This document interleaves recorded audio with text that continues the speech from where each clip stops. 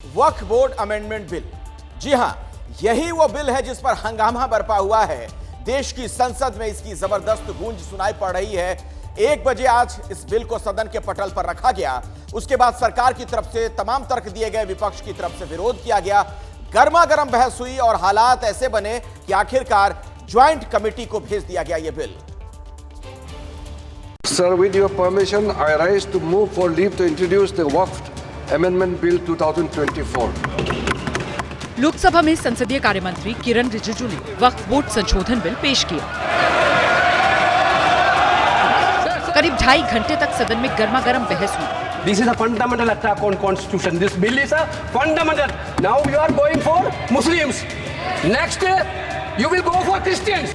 मुस्लिम के साथ में यह अन्याय क्यों है? हम अपने वकार को, अपनी इज्जत को, अपने मुल्क की, अपने शान को, अपने संविधान को खुद अपने पैरों तले रौंद रहे हैं। और फिर करीब 3:30 बजे सरकार ने इस बिल को जेपीसी को भेजने का फैसला लिया।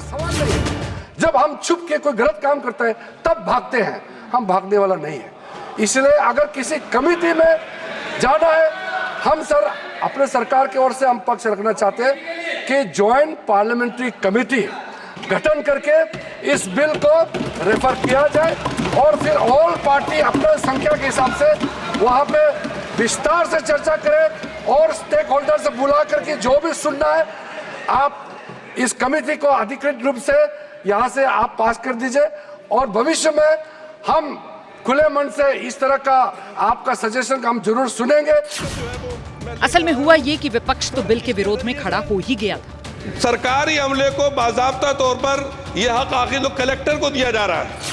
सरकार की सहयोगी टीडीपी और एलजेपी ने भी बिल का समर्थन तो किया, लेकिन लगे हाथ सिलेक्ट कमेटी में भेजने का जिक्र भी कर दिया। हमारा पार्टी हमेशा अल्पसंख्यक वर्ग को आगे ले जाने की बात करता है और इस बार भी हम बिल के समर्थन में। पर हाँ, अगर इस बिल को सरकार जिस भी कमेटी में अगर वाइडर कंसल्टेशन के लिए भेजेगी, हमें उसमें कोई आपत्ति। यानी बिल के प्रारूप से सहमत है, लेकिन आप चाहते हैं कि और चर्चा हो तो बेहतर है। हाँ, अगर ये किसी कमेटी में जाए, अगर कंसल्टेशन हो इस पे और बेटर हम लोग को अगर आइडिया मिलता है तो वो सही मायने में सही रहेगा। जबकि सरकार की एक और सहयोगी जेडीयू ने खुलकर इस बिल का समर्थन किया। अपने भाषण में ललन सिंह ने विपक्ष के तमाम दावों को खारिज कर दिया। कई माननीय सदस्यों की बात सुनने से ऐसा लग रहा है जैसे यह जो संशोधन लाया गया वक्फ बोर्ड के कानून में, यह मुसलमान विरोधी है। कहां से ये मुसलमान विरोधी है? कौन सा इसका कानून मुसलमान विरोधी बताता है? यहाँ उदाहरण दिया जा रहा है कि अयोध्या की मंदिर, गुरुवायूर, अरे मंदिर और संस्था में अगर अंतर आपको नहीं समझ में आ रहा है तो आप कौन सा तर्क खोज रहे हैं? अरे ये मंदिर नहीं है, आपके मस्जिद को छेड़छाड़ करने का प्रयास नहीं किया जा रहा है। यह एक कानून से बना हुआ संस्था है। उस संस्था को पारदर्शी बनाने के लिए कानून बनाया जा रहा है। जबकि विपक्ष का कहना था कि ये बिल मजहब में दखल देने वाला है। ऐसा क्या हुआ है वक्फ बोर्ड में कि अभी आपको ये बिल लाना है? बिल का विरोध करने जब समाजवादी पार्टी के अध्यक्ष अखिलेश यादव खड़े हुए तो उन्होंने स्पीकर के अधिकारों में कटौती का जिक्र कर एक नया विवाद खड़ा कर दिया। हालांकि तब कड़े तेवर के साथ अमित शाह ने उन्हें जवाब दिया। मैंने अध्यक्ष महोदय सुना है इस लॉबी में कि कुछ अधिकार आपके भी छीने जा रहे हैं, उसके लिए हम लोगों को लड़ना पड़ेगा आपके लिए। अध्यक्ष महोदय, मैं इस बिल का विरोध करता हूँ। कोई अध्यक्ष के अधिकार अखिलेश जी सिर्फ विपक्ष के नहीं है, पूरे सदन के हैं। इस तरह की गोलमोल बात आप नहीं कर सकते हो। आप नहीं हो अध्यक्ष के अधिकार के संरक्षक। फिलहाल वक्फ बोर्ड संशोधन बिल पेश होने के बाद कमेटी को भेज दिया गया है। अब इसके प्रावधानों पर विचार होगा, जिसके बाद फिर आगे की तस्वीर साफ होगी। इस बिल को रेफर किया जाए और फिर ऑल पार्टी अपने संख्या के हिसाब से वहां पे विस्तार से चर्चा करें और स्टेक होल्डर से बुला करके जो भी सुनना है आप इस कमेटी को अधिकृत रूप से यहां से आप पास कर दीजिए। तो वक्फ संशोधन बिल को लेकर संसद में जो जोरदार बहस हुई उसको इस रिपोर्ट के माध्यम से आपने समझा और जाना। लेकिन इस एक्ट में जो बदलाव की चर्चा हो रही है वो क्या है वो आपको हम बताएं। देखिए, वक्फ संपत्तियों का अनिवार्य सत्यापन जरूरी हो जाएगा, इस बात को लेकर भी कहा जा रहा है। इस एक्ट के लागू होने के बाद संपत्तियों के रजिस्ट्रेशन और आमदनी की देखरेख का जिम्मा डीएम का होगा। साथ ही वक्फ बोर्ड को अपनी संपत्ति डीएम के दफ्तर में रजिस्टर करानी होगी।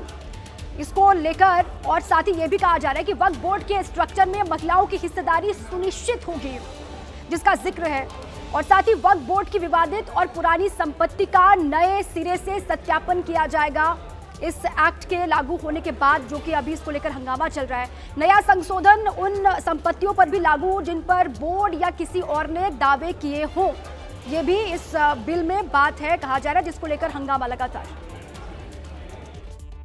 वक्फ बोर्ड से जुड़े बिल को आज जेपीसी को भेज दिया गया है। हमारे साथ बात करने के लिए पूर्व केंद्रीय मंत्री स्मृति ईरानी जी, जो इनके समय में ही ये बिल बना था।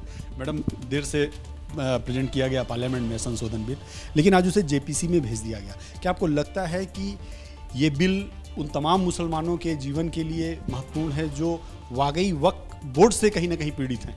बिल्कुल, मुझे ऐसा लगता है कि बड़ी उम्मीद के साथ इस उम्मीद बिल को प्रस्तुत किया गया आज, और नरेंद्र मोदी उम्मीदों पे खरे उतरे, क्योंकि आज जिस प्रकार से सरकार ने अपना पक्ष रखा तो विपक्ष तो स्तब्ध था, क्योंकि सभी सवालों के जवाब आज सरकार ने दे दिए।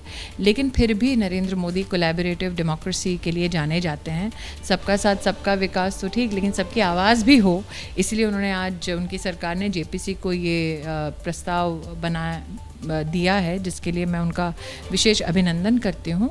और मुझे ऐसा लगता है कि विपक्ष ने जिन मुद्दों पर अपनी कुछ भ्रांतियाँ फैलाने के लिए अपना विरोध प्रदर्शित किया, वो अपने आप में मुझे लगता है कि सरासर गलत है। 2-3 उदाहरणों के माध्यम से कहना चाहती हूँ। विपक्ष कहता है कि ये राइट टू इक्वालिटी के खिलाफ है। अब आप हिंदू हों या मुसलमान, आपकी जायदाद आपकी है या नहीं, इसकी पुष्टि सिर्फ रेवेन्यू ऑफिसर कर सकता है।